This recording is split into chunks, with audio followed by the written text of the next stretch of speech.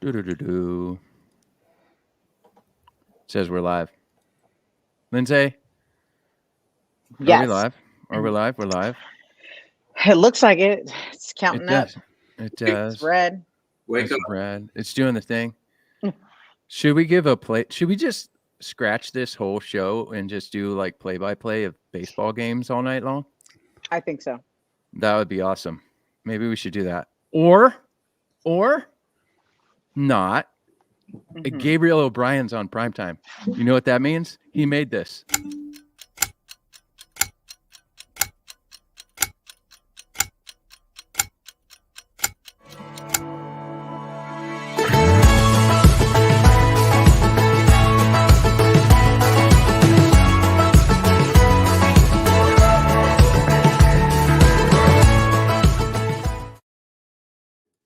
Hey, Andy.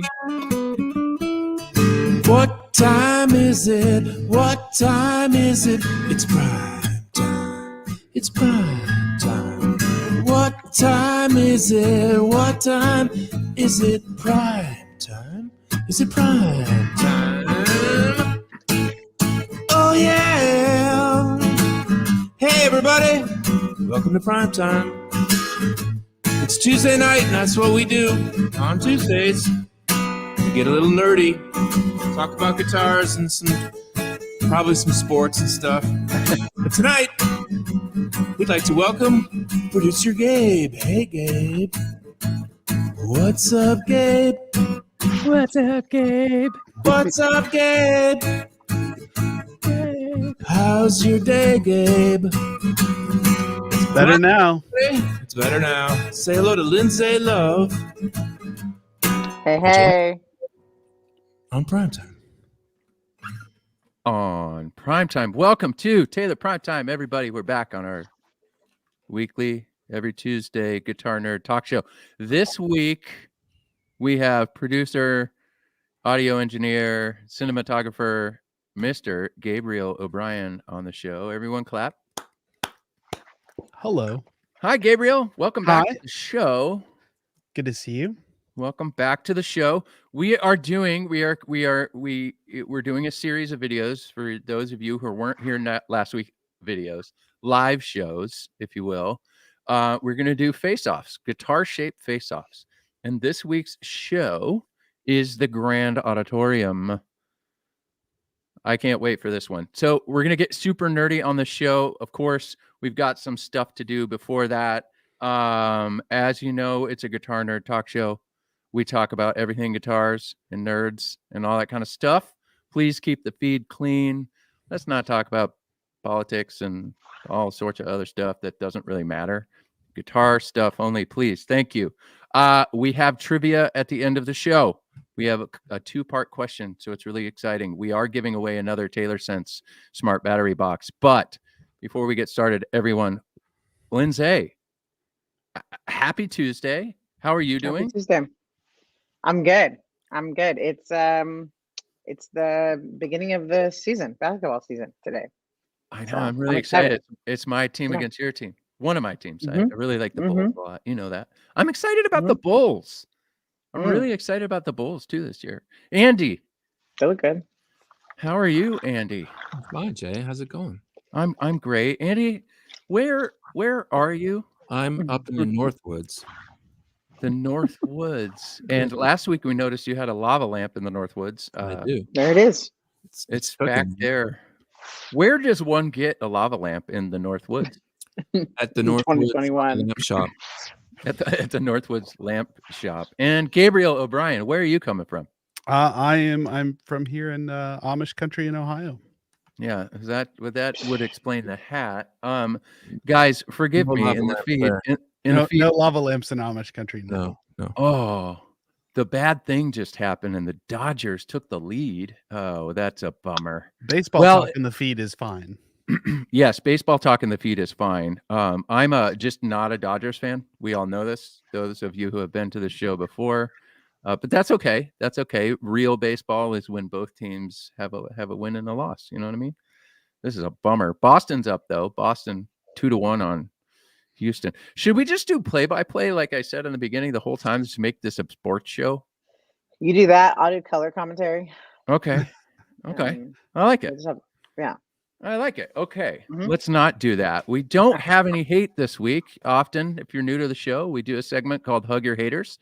We didn't get any hate, which is we thank you for not getting any hate. I'm bummed on that a little, though. I would like some hate. So if you want to send us an email, the primetime at taylorguitars.com, and, give us a little hate. It would be awesome because then Andy would sing a song for us. But we don't have any hate.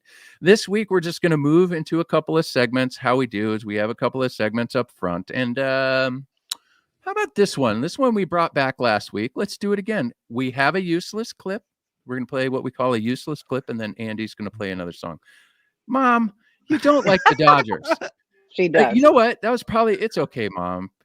We're It's so good. confused. Mom's confused. My mom is watching this show. She's confused. You don't like him that much, Mom. You like Max Scherzer. That's fine. But anyway, here's a useless clip.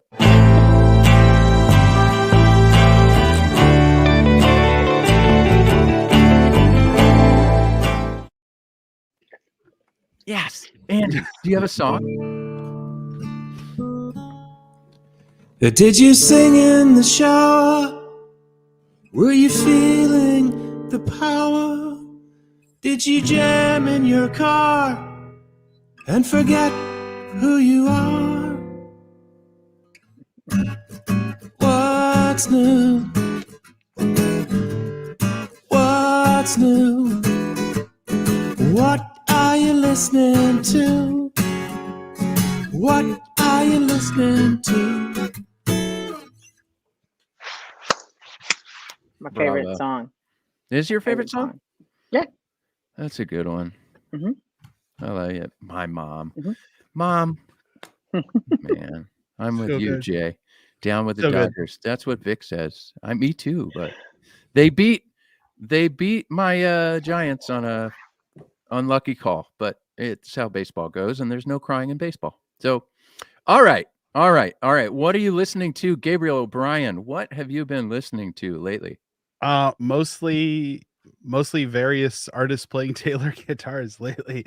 I've been kind of camped out in the studio a lot lately. So I actually got to about a month ago now. I got to hang out with Lindsay and Andy in Nashville and film some artists down there. So I've been mixing some of that and listening to some great artists like Brittany Spencer, who's incredible, and a few others. So How did it turn out? so far, really good. We're just not going to let you see them. I'm just kidding. Not yet. I'm just kidding. Not yet. We got some other stuff that has to be finished first, but yeah, I'm excited about that stuff. Lindsay, what are you listening to? Well, I'm listening to an artist named Will Gittins. He just released like a album EP called Gemini. It's really, really good.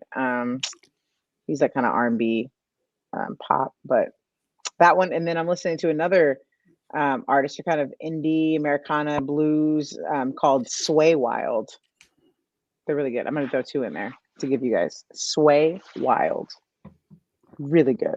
I'm Googling that right now. Sway Wild. Yeah. Guys, tell us in the feed what you're listening to. What are you listening to? What are you listening to? Andy Lund, what are you listening to? This has been playing in my car. This is Little Feat. Time Loves a Hero. Great road trip music. Great music in general. But What is that thing that you were just holding up? What's this that called? is called a compact disc. Wow. It doesn't And do seem you all have- that compact.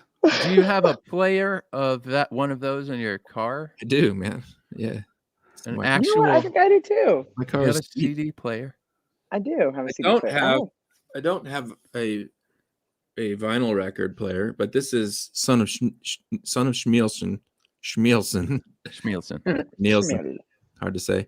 This is the follow-up to Nielsen Schmielsen, which is his like most beloved, most famous record. This one's a little weirder, a little darker. Harry got a little bit out there on this one, but this is a good record. So that's what I'm listening to. Jay, what are you listening to? And Yeah. what sort of device do you listen on, Jay? Well, when I'm not listening to things, the record player, the Yeah. turntable, if you will, I have this phone thing. I mean, it's got this thing on it. I use Apple Music. Yeah. Here's why. I came from the label world they pay a little better. So I use Apple Music. Now I understand that people like Spotify a lot, and that's totally fine. Or YouTube. Listen to your music on YouTube. But the important part is that you'll listen to it. Did you just want to be the most interesting man in the world when you said, "When I'm not listening to vinyl"? Yeah, I did. I tried. Right. I tried. Didn't quite sell it hard enough, but when I'm not listening to vinyl. Yeah. My daughter has one of those Fisher Price turntables. So pretentious. My daughter has a record player. My house smells like when I'm not listening to vinyl. Right. This week Mahogany. I'm listening to Southern California artists. Thrice put out a new record called Horizons East. Listen to it. It's musical. It's all over the place. It's rock. It's heavy. It's melodic. It's beautiful. Thrice has a record called Horizons East. That's what I've been listening to. All right. Nice. I think we're on to the next thing. We're going to do a shootout, a showdown, a face-off for the Grand Auditorium. Welcome back, Gabriel O'Brien. But before we do that, Gabriel, remind people in the feed, what in the heck do you do? All the things. I do all the things. I'm a cinematographer and audio engineer, and I make content. So I spend a lot of time mixing audio, but I also go out and shoot video content and edit video content, all kinds of good stuff. So you do all the things. All the things. You also are a father. You have two dad. Lovely daughters. Hopefully they're both in bed right now. They're supposed to be. We'll see. Well, did you give them your phone? They could be watching this on YouTube. No, I did not give them my phone. Oh. No, we put them to bed a little while ago. They've been sick. Both kids have just been fighting colds. So. That time of year, man. It's that time of year. It's all kids are getting back together. They're getting a little sick. I get it. Yep. I get it. All right. Thanks, Gabe. Most of you know Gabriel. Gabriel also, he's the chief over in the FaceTime Taylor Guitars Owners Group on Facebook. Facebook. Taylor Guitars Owners Group. If you're familiar with it, Gabriel can talk about that at the end of the show, where you can find them. But it's a really great resource for Taylor Guitars owners if you are not familiar. Hey, Gabriel, no photography? I take photos, but I mean not in a professional way. Like not like Patrick, who works for Taylor, or anybody who's good at it. I take photos of my kids and just for fun, but not professionally. Well, you could. It could be your side gig. Yeah, I need more work. You need more work. Yeah, you have a serious deadline. Don't forget. I have not. Lindsay, let's remind him that he has like 9,000 videos deadline due on the 1st of November. So just let's put that out there. Everybody knows now. All right. We are going to do a face-off. We're going to get right into the guitar nerd stuff. We're going to get right into it. So as you guys know, it's that time of year where we're trying to bring the road show. Some of you have been to Taylor dealers across the globe and seen some of our in-store events we call road shows or find your fit events. And so this is kind of a piece of that. We're bringing this back so that you guys can see it. This week, we're talking about a Grand Auditorium shape. But before we start, I heard a little birdie told me that Andy Lund has a song for showdowns. Yep. Showdown? Right. Showdown? Shoot, it's a shootout. Shape, shootout.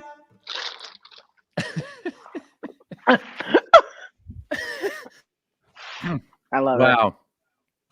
I love it. It might be a little long. I might need to tighten it up a little bit. Just a little. I was drinking water when that happened. Wrong pipe. That made me laugh. All right, good job. That was a great song. I loved it. All right.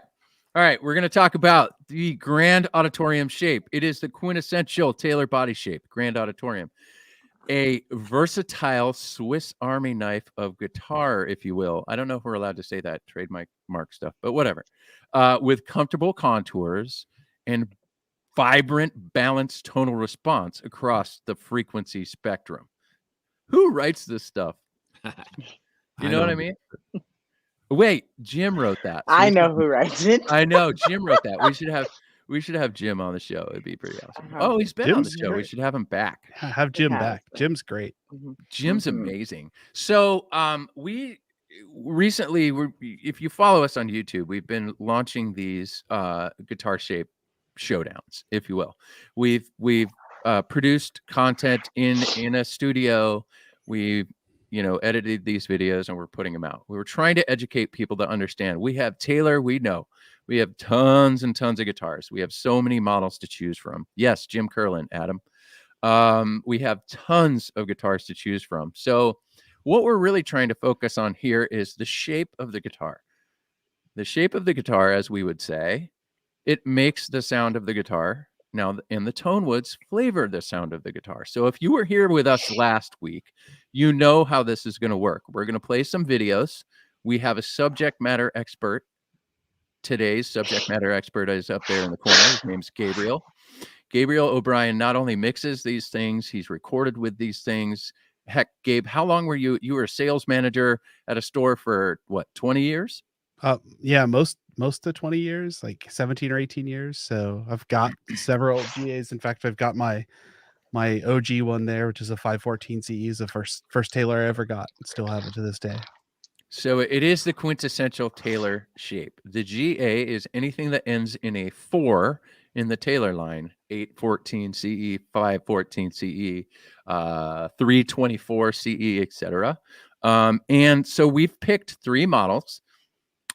This week it's going to be the 814, the 614, 814 CE, 614 CE, and the Builder's Edition K14 CE.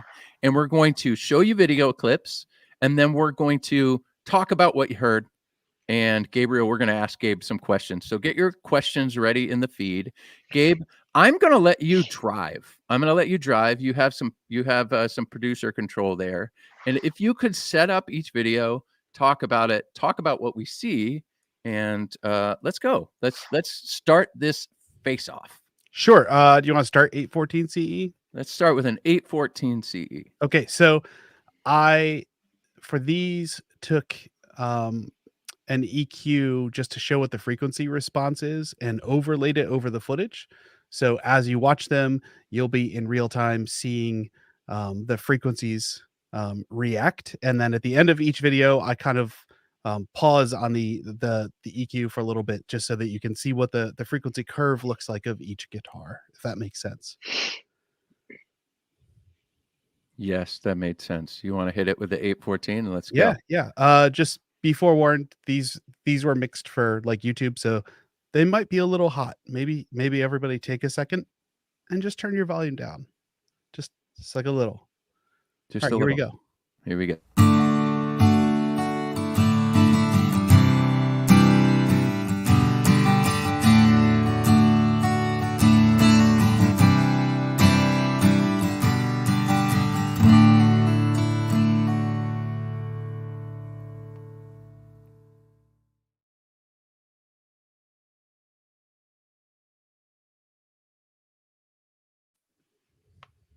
What in the heck were we looking at, Gabriel? By the way, that was awesome. So you can see there, the 814 CE has plenty of low frequency response. It has a lot of high frequency response, but it kind of has a dipped mid range a little bit. Now, guitar, of course, is functionally really a kind of a mid range instrument. So when we look at a frequency spectrum and see everything across it, guitar mostly sits in the mid range. Most of the guitar sound sits in the mid range.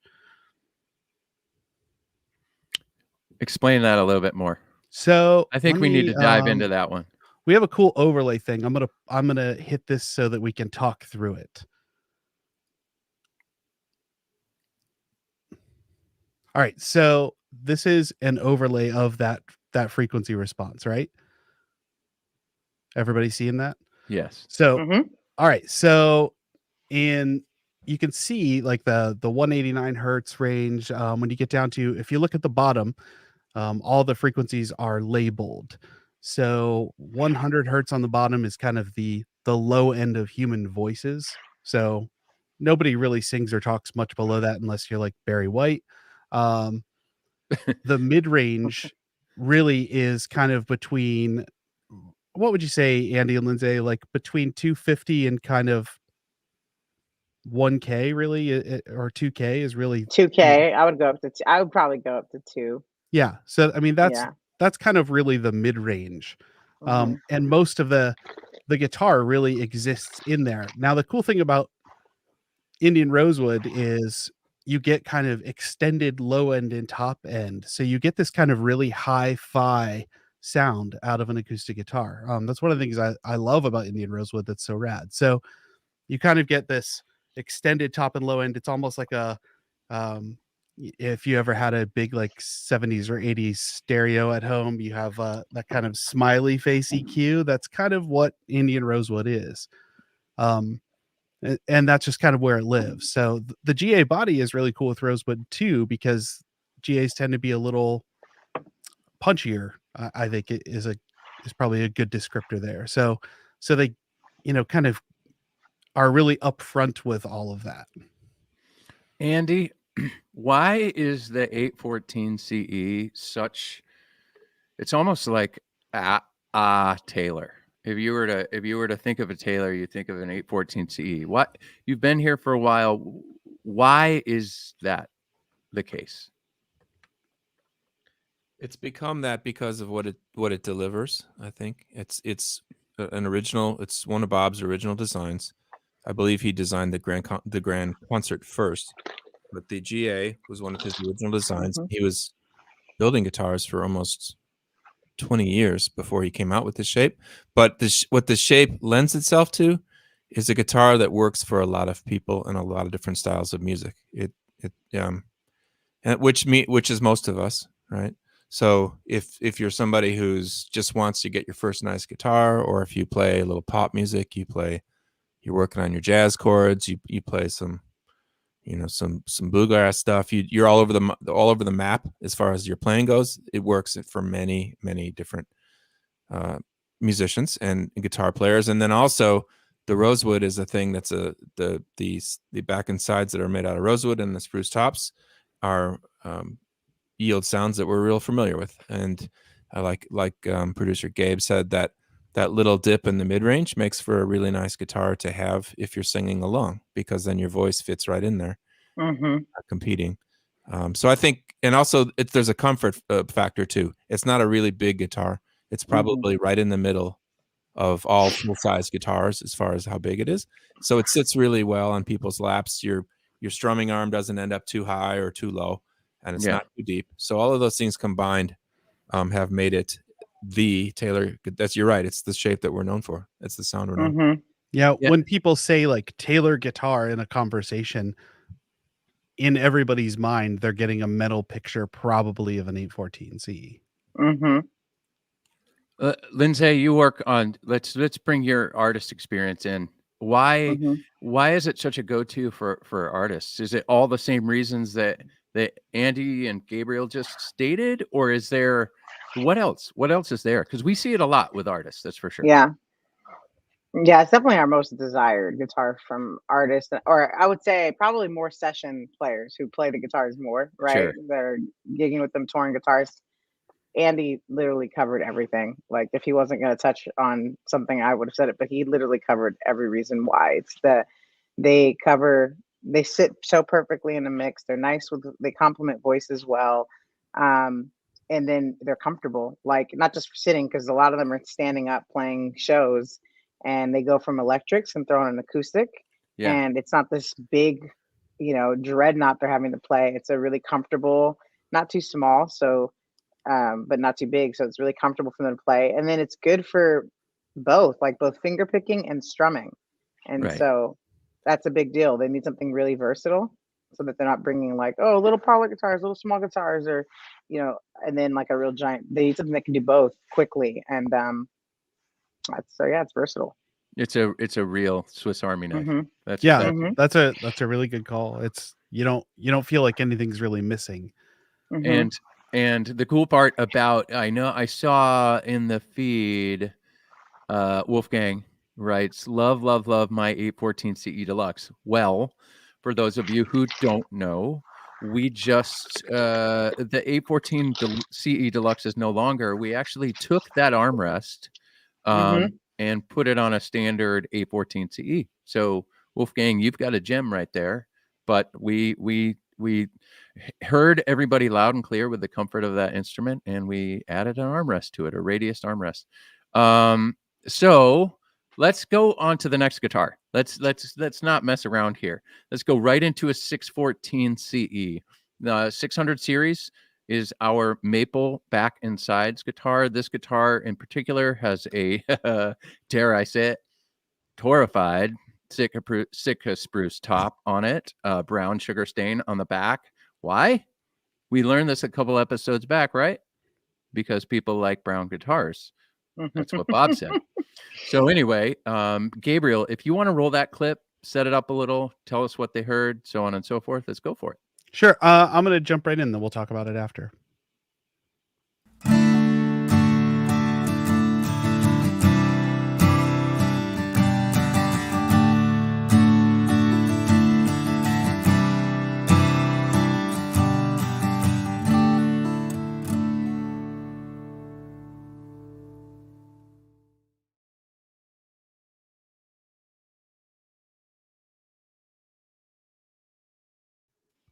Did you enjoy me trying to get my mouse to hover on the EQ? Yeah, I love that. I left that in intentionally. Just not everything goes perfect, Tell them what they heard. Tell them walk us through that instrument.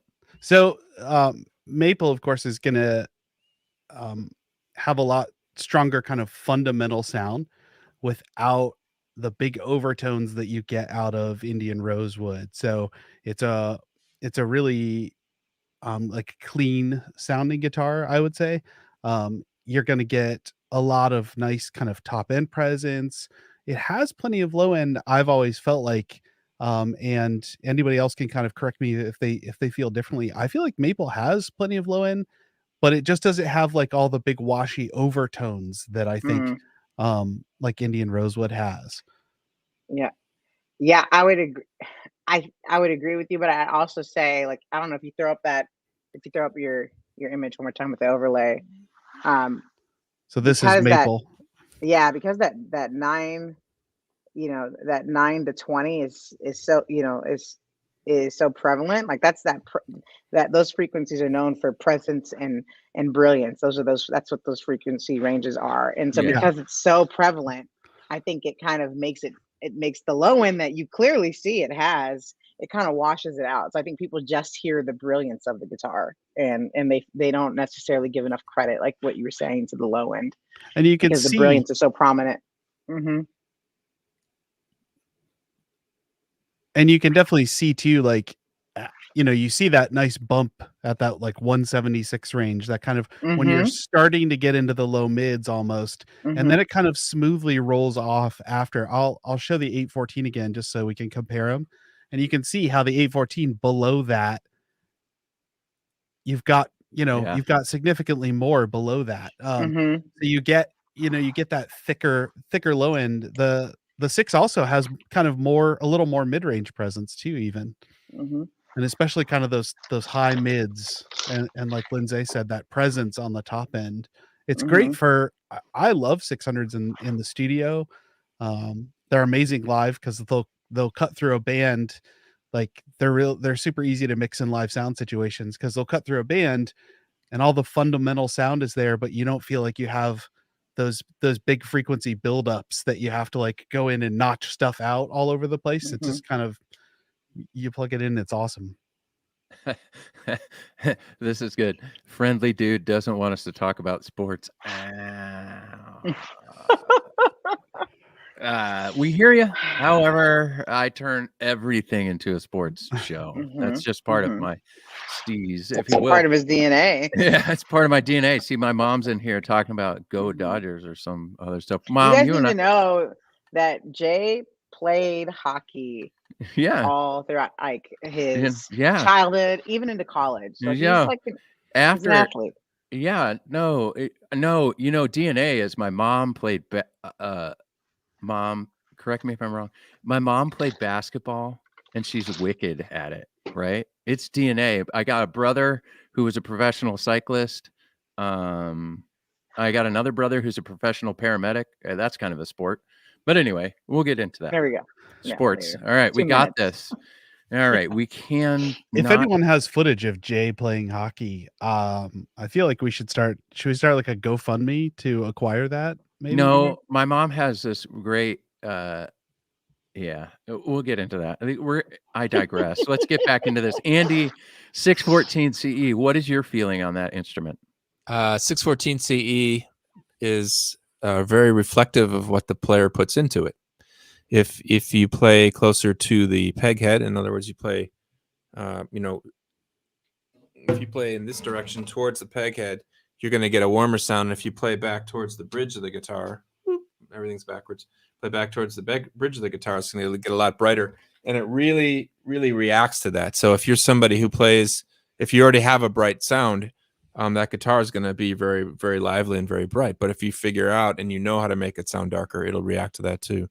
But I agree with what Gabriel said. Not a lot of very direct overtones. The attack of the guitar is very fast, and the decay of the guitar is quicker than a rosewood guitar as well. And Andy Powers would say it's very transparent. Yep. It's player reflective. Which means, albeit it may be one of my favorite tones or guitar tones or tonally sound guitars in the studio, if you will. Like, I absolutely love hearing people record with a 614. If I were to play it, right, not such a good thing. Right? It's player reflective. I need something a little bit more forgiving, like rosewood or mahogany, in my opinion. So there you go. I will say that Andy Powers also kind of changed the way our 614 and our maple guitars sound, because like way back before he came, they were much more like thin sounding and very bright, and the brilliance and the presence. I guarantee you one of those old school ones probably would have that area would be super prominent and popped up even more than it is right now. So I think he definitely warmed him up a little bit. I think I 100% agree with Lindsay. Like, I think they got a lot warmer. They 600s were not my favorite Taylors. And when the redesign ones came out, it had it was like, oh, so that's really good then. I think people, when they think bright guitars, when people throw that label around for Taylors, like, oh, they're bright, I think they're probably thinking of 614s back in the day. Like, that would probably be the perfect, description of what people would think about the bright Taylor. They definitely had like a more significant, like, low end roll off. Like, it was like somebody took a shelf EQ and just did that. Bill had a question. He said V-class bracing. Yes, V-class bracing. Absolutely. In fact, with the 600 series, with the 614 in particular, that was the instrument that really we hear Andy's designs. We're here. We can be skeptic, right? We can be sometimes he'll come up with stuff and we'll be like, oh, okay. And then we hear it and it's like, oh, okay. Right. And I think the first V-class instrument I heard was the K14 CE, which we'll get to next. And then when I heard V-class, when they added V-class to the 614 CE, it blew me away. That was the instrument that I really understood how V-class worked. It was very interesting, and I absolutely love it. You know what? One other thing, because I saw Richard in the comments, he says, he liked how the old Doyle Dyke signature model, that was a GC, not a GA, but it was maple back and sides, and how it compared to 614. So it was a GC, so a little thinner. But, those guitars, Doyle Dykes, and I would say the 614, when they're plugged in, they sound really good. The maple responds really well to the ES, honestly, the ES1 and the ES2. The maple responds really well. And like, anywhere I go, if I hear a certain tone, I'm like, oh, that's a 600, because it sits so nicely in a band mix, like what Gabe was saying. So and Lindsay, you've done, like, you come, I know, from some pretty big churches and things like that. So you've heard big churches often have really big mixes, and seating an acoustic guitar in that, often it sounds like you did the old Nashville trick of putting a dollar bill on the strings and just scratching a pick on it, is what acoustic guitars sound like in big mixes a lot. And like 600s will sit in there and keep up with everything without losing all their tone. Yep. Yeah, I love them, but I would say for my favorite, the 600 series, 612, wonderful to record with, 614, wonderful to record with. Evan had a great question. Would you say V-class bracing really brought that much needed warmth to the 600 series? Andy? I think it's more than that, because if you go back, if we're really comparing the original, maple guitars from a long time ago to what we have now, it's a whole different ballgame. The thicknesses of the woods are different. The V-class, of course, is different. The finish is different. The glues are different. A lot of the things that Andy brought to the table when he first got here, when he first redesigned things, were stepping stones, and then the V-class bracing was added on top of that. So it's years of development, is what it is. It's evolution, and that's really what Bob's all about. He's always been about that change. I love it. Let's keep going, because after we do this next strumming playthrough, we're going to do a back-to-back fingerstyle playthrough, so you really can hear the differences and the nuances of the tone woods. So Gabriel, if you want to cue up Builder's Edition K14 CE, that would be fantastic.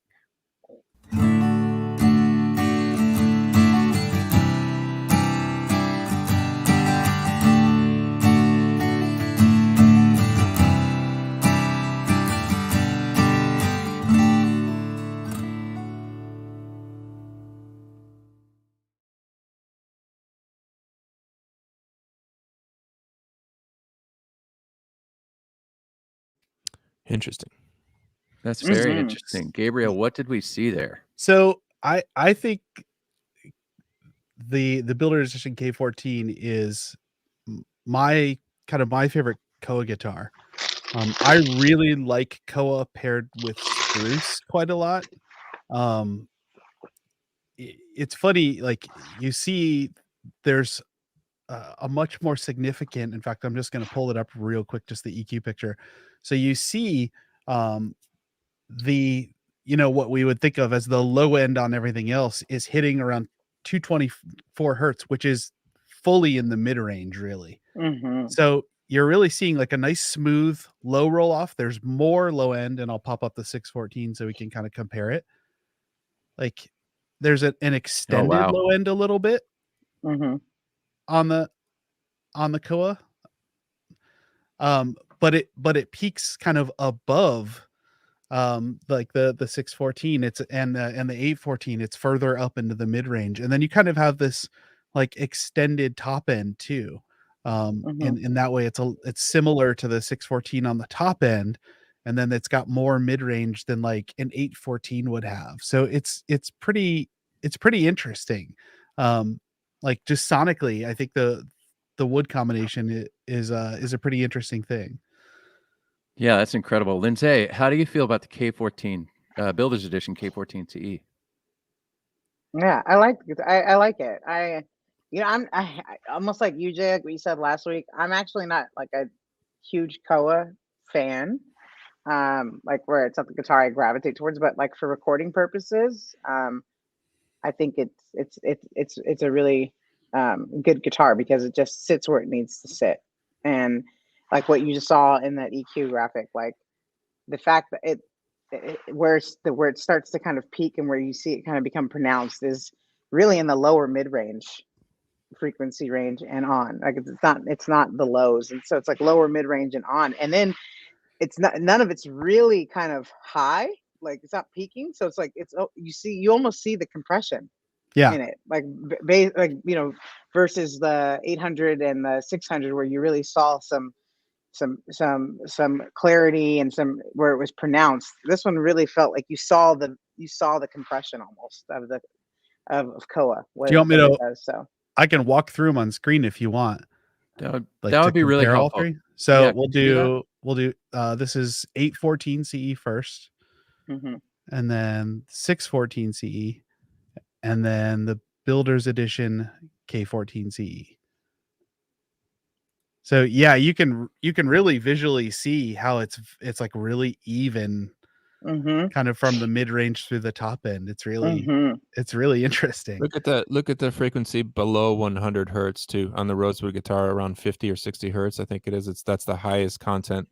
There's the most information of that right at zero. Right. Yeah, like at 80 hertz, it's like right there. And then when you cycle through to the other guitars, it drops off on all three of them. On the other. Yep. Wow.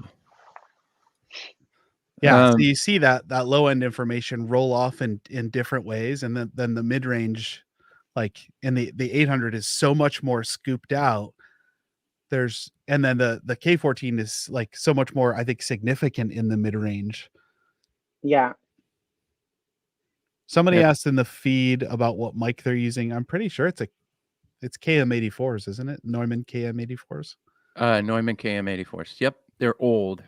Those are originals though. So if you were to buy they're old. They're over 20, potentially 30 years old. Those actual Neumann mics, that particular one. We DI'd too, didn't we? Potentially. I don't know if we used any of the DI in the mix. You would know. You mixed it. Not in the mix now. And I should have screenshot the mix EQ. So these EQs are pre-mix. So you're hearing the mixed guitars when you're watching the video footage, but the EQ you're seeing here is before anything is mixed. I should have shown in the mixes what I actually do, because I actually roll low end off the guitars. Just so it's not like so over. You see on the 814 where it's kind of pushing up above, zero there. Like I actually roll a little bit of that off just because it gets to be too much. So it's always funny to me when people like I'll read in some forum that Taylors don't have low end or something, and I'm like, I'm mixing them, man, and I'm cutting low end off. They have we're and when you mix them live, you got to cut low end sometimes. They got to fit in the mix. They got to sit there. Remember, there's a bass guitar on stage as well.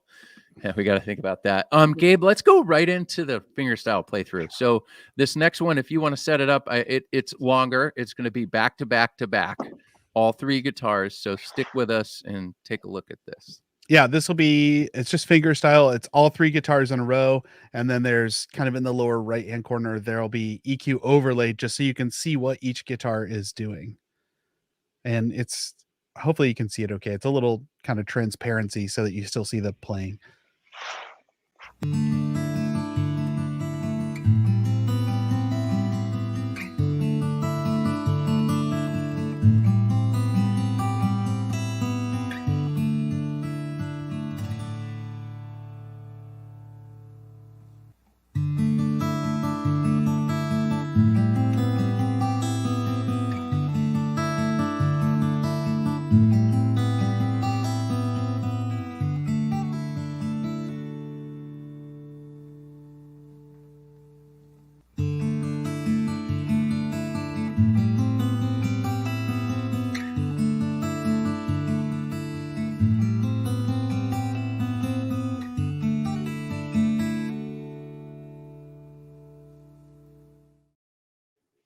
I'll take all three.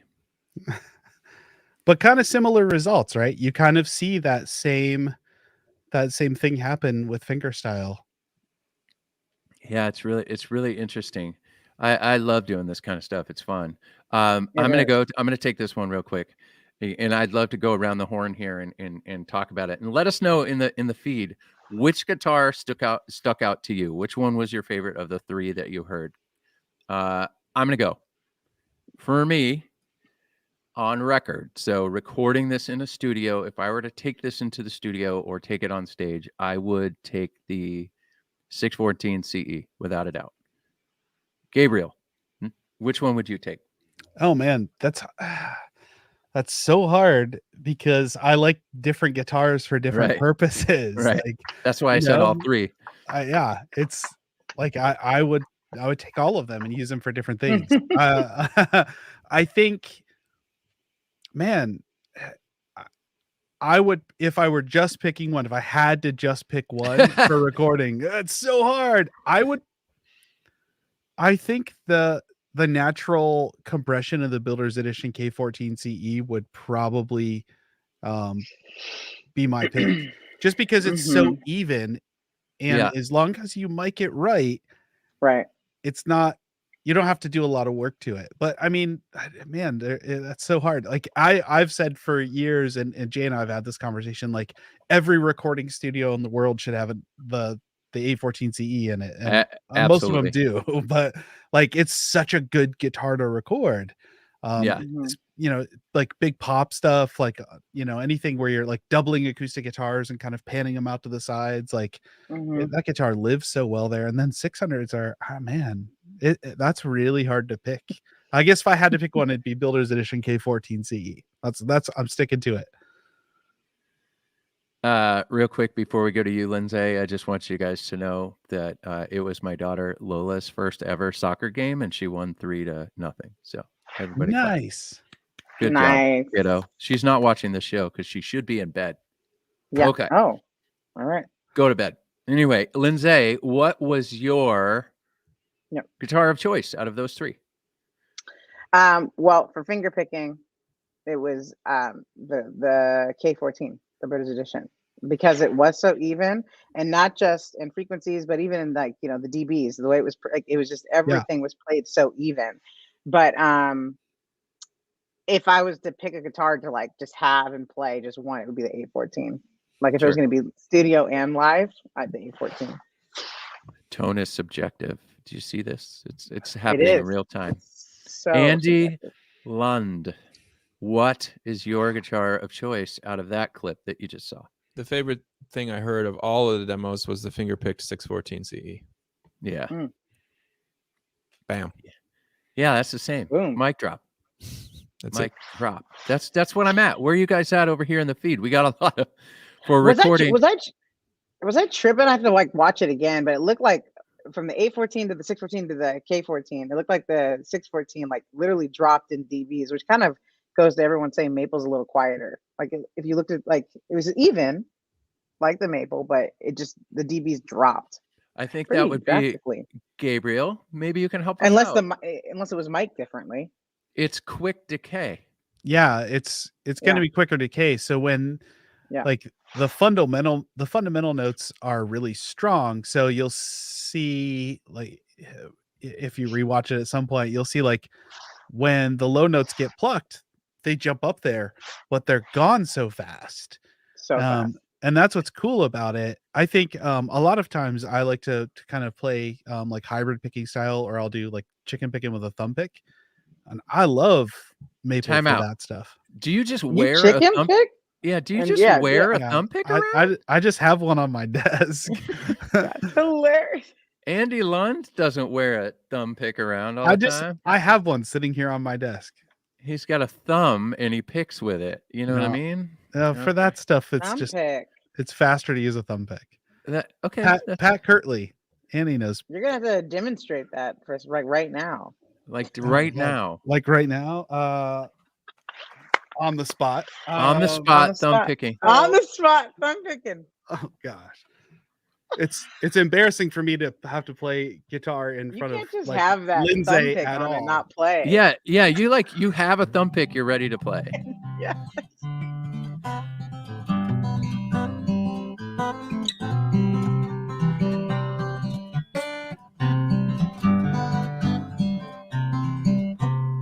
So just kind of that was awesome. Nice. Gabriel just pulls the thumb pick out.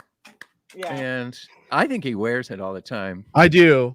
Like his wife, what do you want for your wedding band? He's like, I don't. I want a thumb pick. When I started playing, I didn't start playing guitar until I was in like 22-ish, I think. And I hated picks. I wouldn't use them. And I would just like wear my fingernails off and like playing at a gig. And so Pat Kirtley did a Taylor clinic at the store where I used to work and introduced me to thumb picks. And so I used that for a long time. And now I use flat picks too, because I love them. But for a long time, I either just use my fingers or I'd use a thumb pick. That's weird. I know, right? It's weird to know. So weird. Can I get a vote real quick? I would like people, should we watch that again? That fingerstyle thing that you just threw up there. I'd really love to hear The everybody's one of somebody opinion. good playing. Yeah, we should do that. The one with Daniel playing. Looks We're like gonna a palate play cleanser. Thumb pick. Can't do it. I love these. The comments are amazing. We're gonna play the fingerstyle playthrough again, all 3 guitars again, and after we're done, get ready. Tell us what your favorite instrument is out of these 3, or in what order.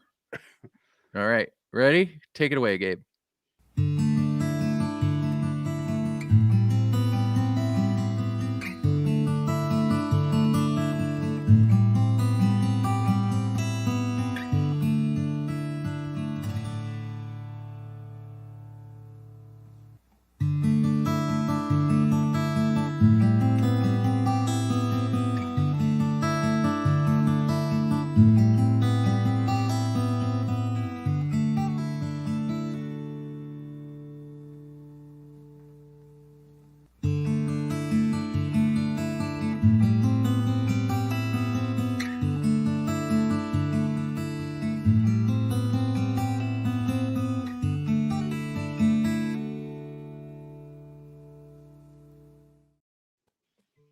Yeah, mine's the same. Yeah. You know what? Can I change? So I have to be honest.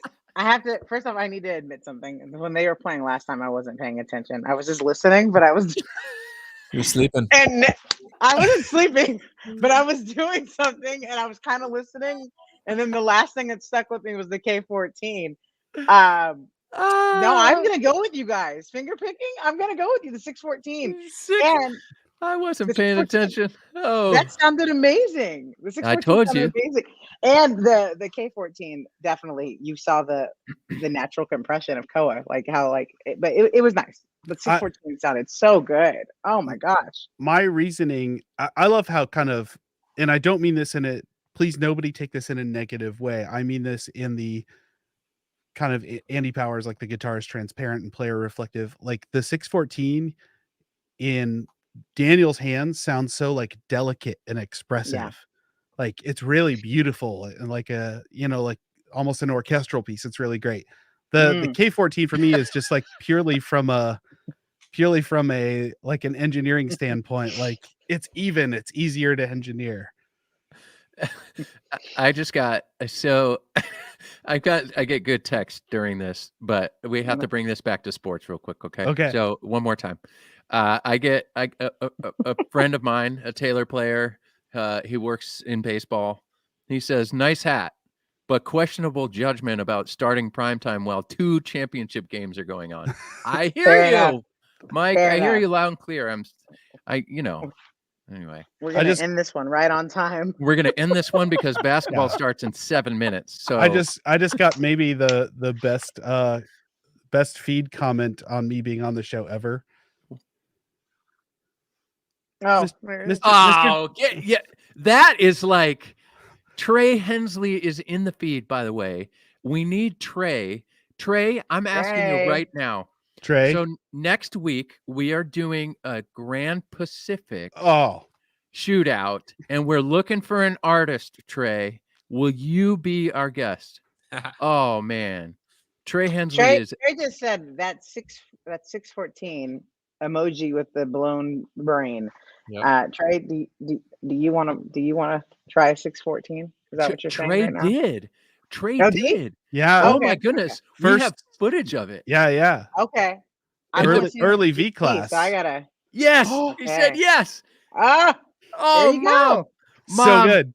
Trey Hensley's gonna be on the show next week. He is the best. Oh, he's so good. We have footage, Lindsay.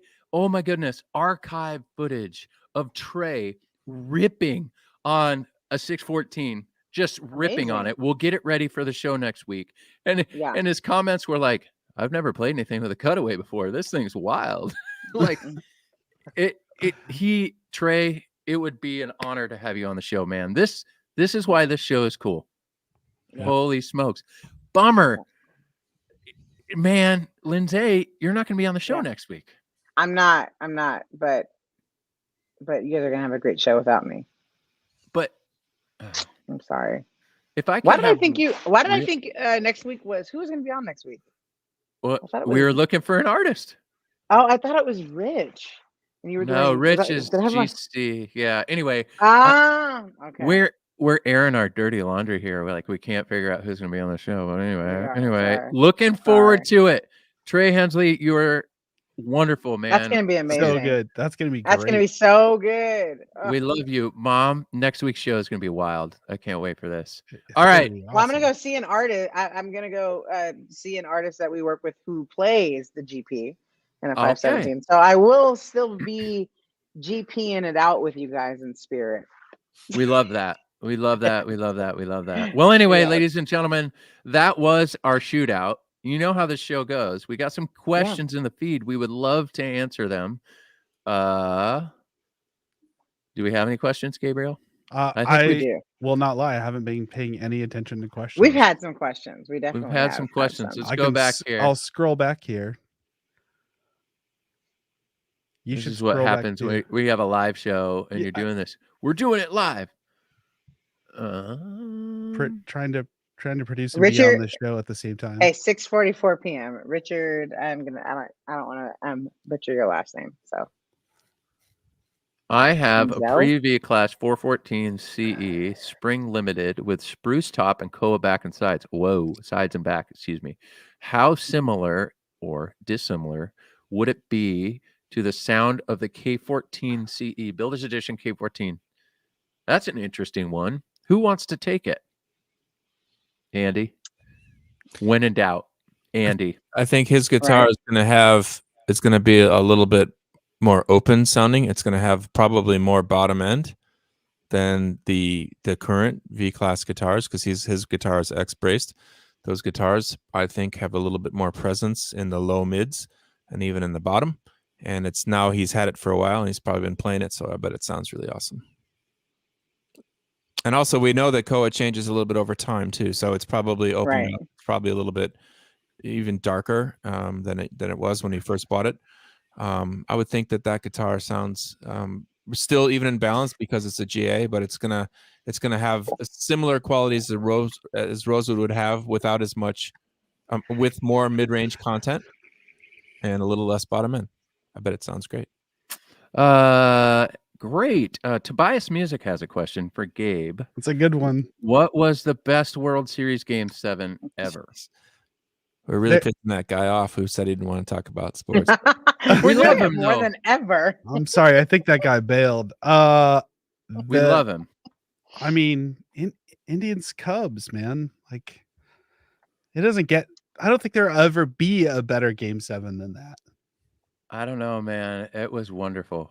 Somewhere I have footage of Paul Tobias. I went to visit his store years ago, and I have footage of I walked into the store and Paul sits down like he's doing nothing, but he's got the Game 7 next day like newspaper open. That's great. Oh, we got a question. We got a question. Bill has a question. Sound differences between this is a really good question. That's a great question. Mm-hmm. Between the K24 CE. So we make a Builder's Edition K24 CE. We make a K24 CE. So what are the differences between a K24 and a K14? We'll say Builder's Edition. What are we going to hear? Well, K24 is going to be a hardwood top. So it's going to have kind of more of a roll off, I would say, and kind of more top end in the front of its life for sure. Like that first 10 years, it's going to be a bit brighter for sure. And I would say probably even a little bit more mid-range presence too. And they look beautiful. They look amazing. They're great guitars. They're all great guitars, but the K24 just looks stunning. Okay, we got another question here. This is a good one from Rob. Does Mahogany get warmer over time? I mean, everything kind of gets. I guess I like to say everything becomes more of itself over time.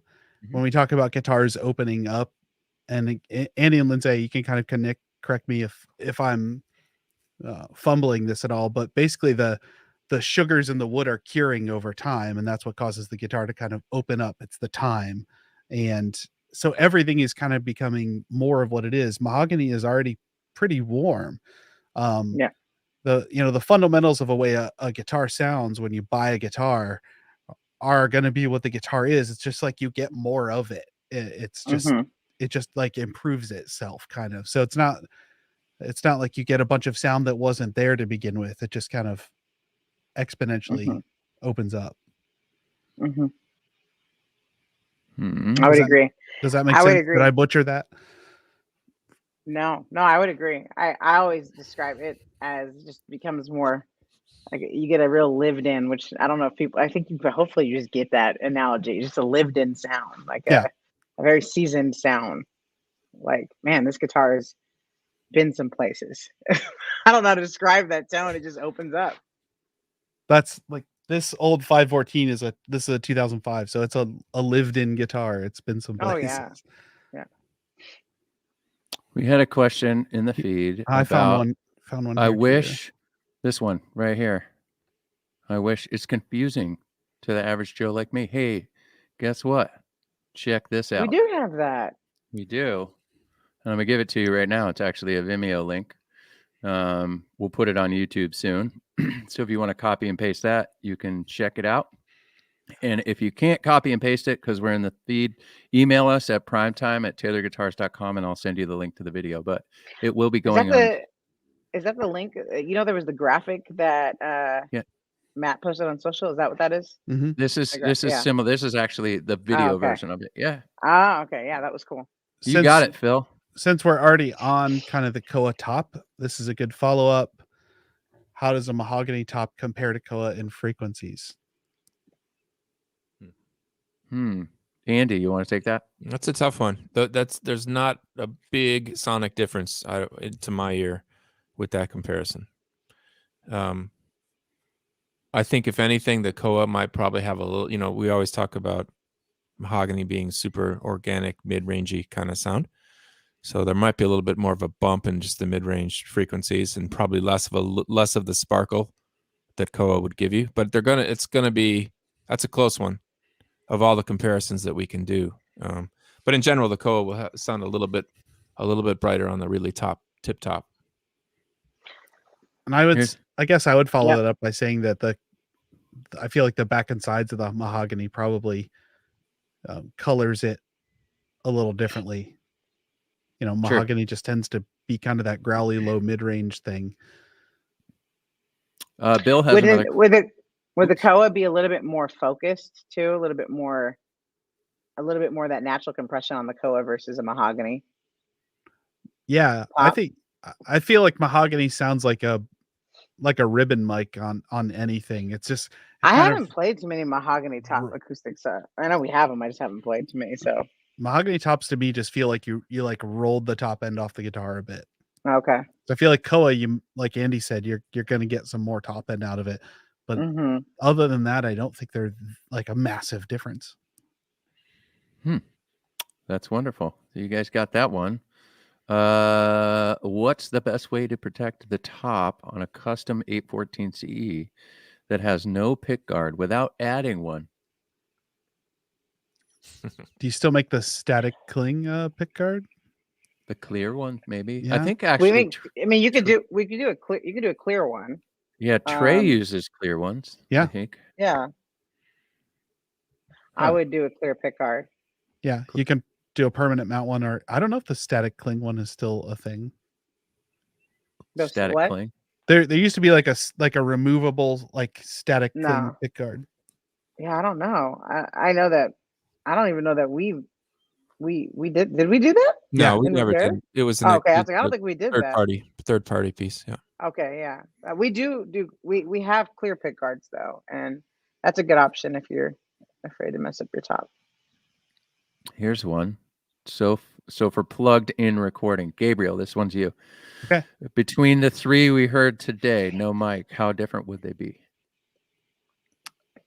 I'm gonna address it two ways. First of all, it depends what pickup you use. If you're using the ES2, you're definitely going to hear the difference in the guitars. It's not as significant as miking the guitars because it's a pickup, but the ES2 is definitely a lot better reflection of the tone woods and what I think even more so what the player is doing. It responds more to what the player does. But it is reflective of the tone woods too. I think if it's an under saddle pickup, they're all going to sound the same.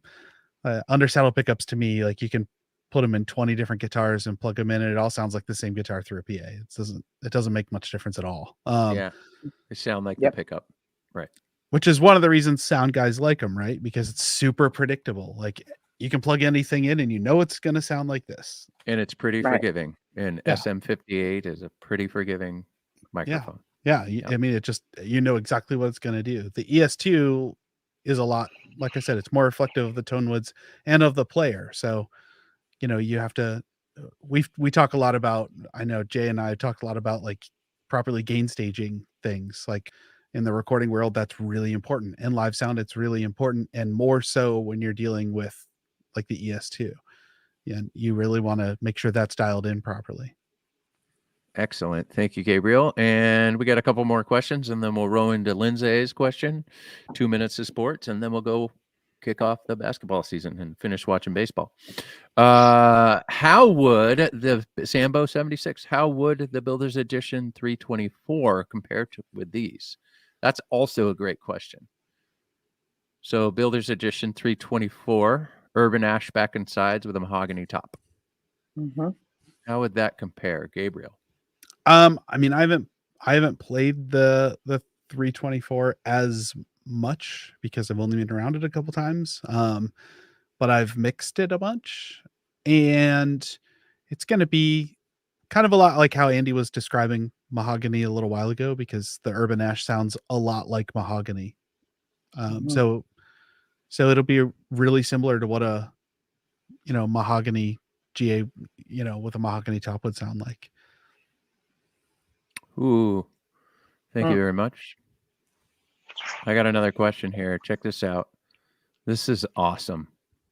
How does Sitka spruce compare to Lutz spruce? Pluses and minuses. Andy, go. Oh, man. I was ready to answer the last question. Oh, dude, the last question though, I was going to ask if you had any.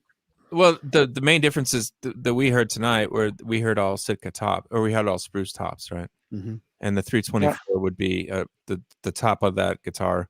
That was this question. Mahogany. Yeah. Right. Yeah, would be much more dampened sounding. And I don't mean that in a bad way, because there's a cool thing that happens when you put a hardwood top on a guitar, but you would not have the as near as much sparkle as all three of those other guitars.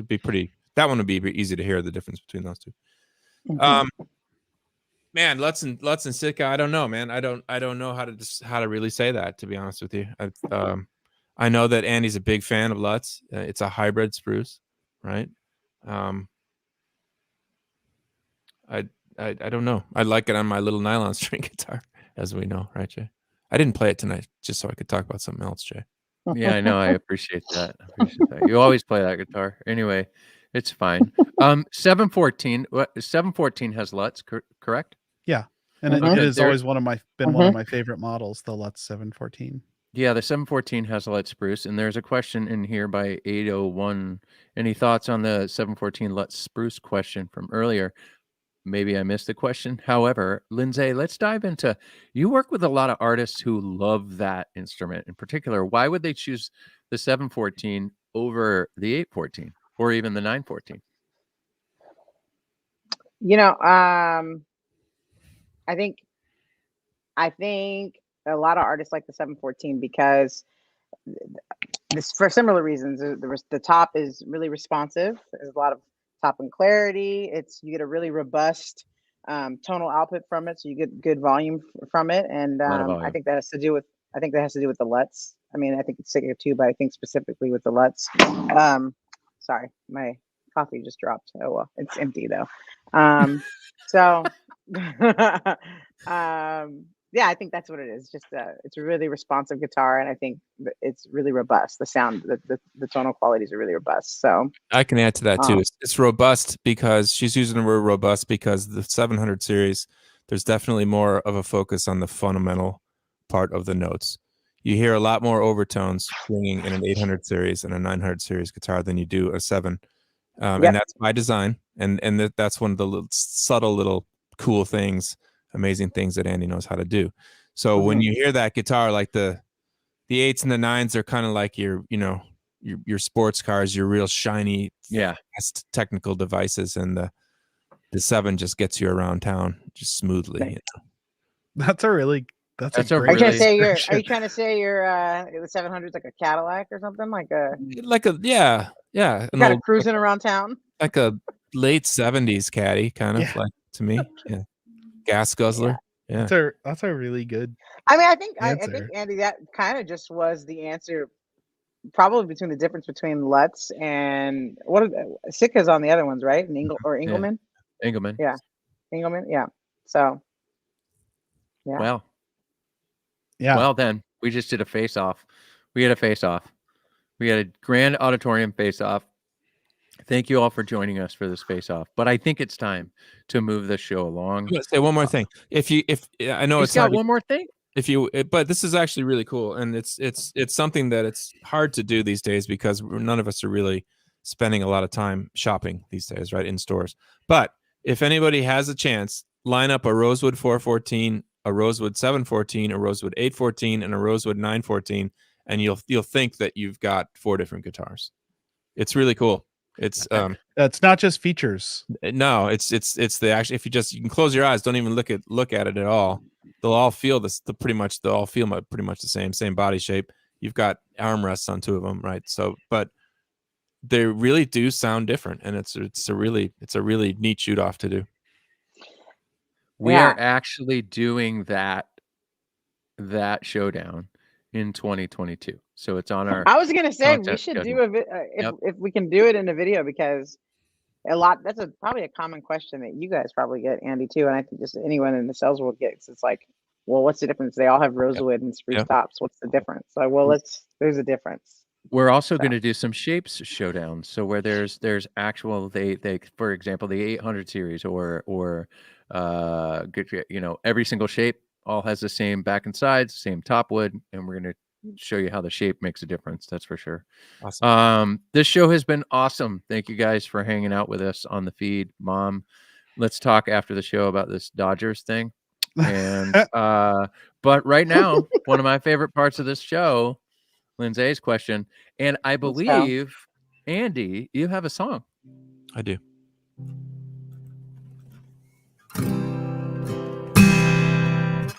Who would you, what would you, where would you, when would you, if you could, if you knew, if you would, what would you say today to Lindsay?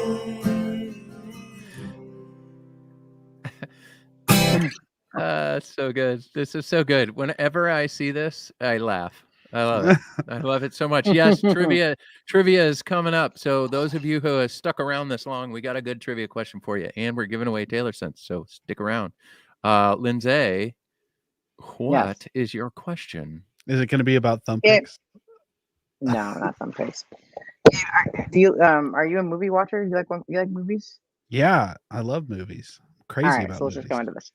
In your opinion, who is the best villain?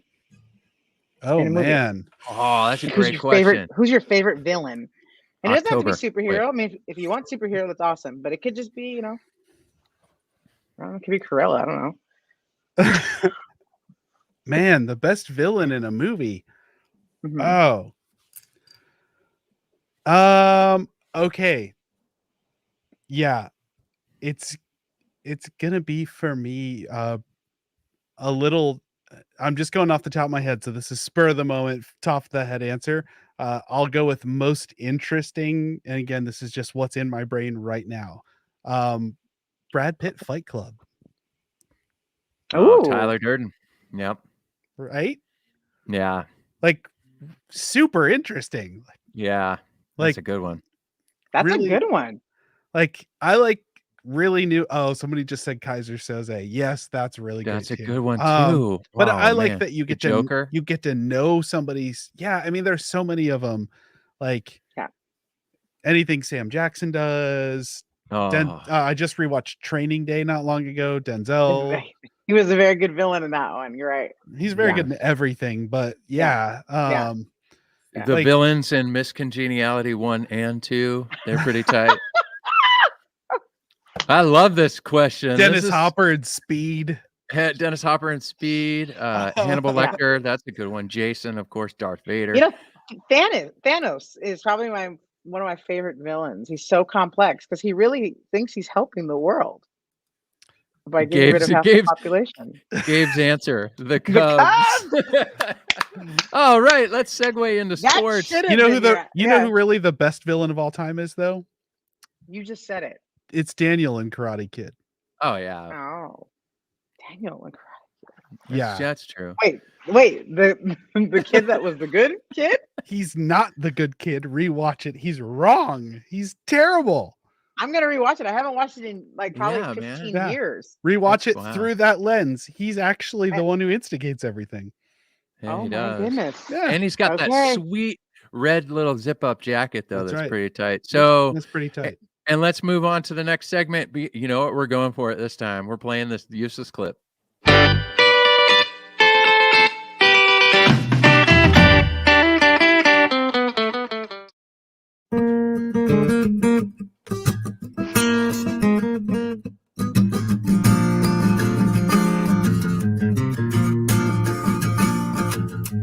2 minutes of sports.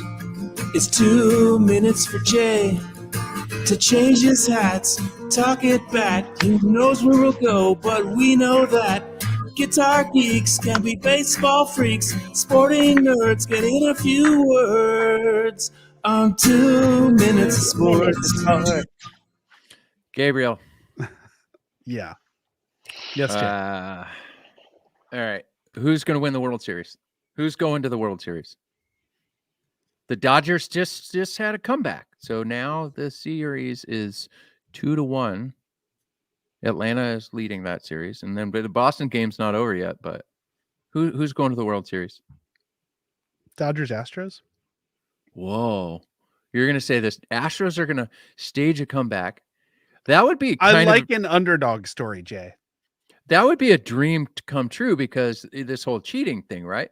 Yeah. And then the Dodgers would throw Joe Kelly at first. He would take someone's head off. He would get suspended. Then he wouldn't be able to pitch for the rest of the series. But the Astros would really have to show themselves out and be like, okay, we can do this without any trash cans. Yeah. I like an underdog story. I like we know we've been wrong. We're going to come back and, and I like a future inspiring sports movie out of it moment. Interesting. Lindsay, how do you feel about basketball? Oh, I'm excited for this season. It's going to be a good one. Who wins tonight? Between our Warriors, teams between our teams, Warriors, Lakers. Okay, I want to say the Lakers should win on paper, but I just have a feeling like because they should win, they're not going to win. So I'm probably going to think Golden State's going to just pull it out. Probably. I love LeBron James. It's fine. Yeah. The Lakers have a sweet team. All right. You know what time it is. It's time for trivia. We got a trivia question here. Gabriel, I'm going to let you post the trivia question. Here's how it works. The first person to answer the question in the feed, and tonight's question is a 2-part question, which means there's 2 answers. Okay? And it's one 2-part question. There's one prize. Taylor Sense will add a little gift pack with that. We'll give you some cleaning supplies and some strings and picks and all that kind of stuff. But Gabriel, Lemon Grove. That is not the answer there. The official Primetime trivia shirt should just say 1974 on it. It should say 1974 or 52 things. We've done 52 things. Anyway, okay, Gabriel, Cleveland Indians, someone writes. Yeah, nope, not going to happen. Not Gabriel, for much longer, man. They're going to be the Guardians soon. I'm going to have to go out and buy a new favorite hat and all kinds of stuff. Yeah, that logo's a little weak, but we'll get into that on another show the next time you're on. Okay, so the rules are that Gabriel O'Brien and Paul Tobias cannot answer the questions. If you win, if you're the first person to answer the question in the feed, send us an email at primetime@taylorguitars.com. That's primetime at taylorguitars.com, and we will get your prize sent out to you. It is, too, my favorite part of the show, Paul Tobias. All right, Gabe, if you want to post the question up there, that would be fantastic. The GA was first introduced as a limited edition series in what year, and how many different models were offered? Come on, Taylor fans.